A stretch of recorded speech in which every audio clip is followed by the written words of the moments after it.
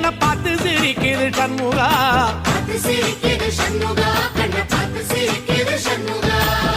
தென்பழனி சுத்தி சுத்தி மயில் பறக்குது சண்முகா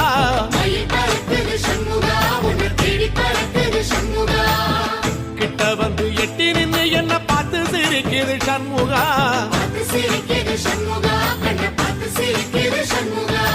வீரவாகுவின் பக்கமா அந்த வீரவேலுவின் பக்கமா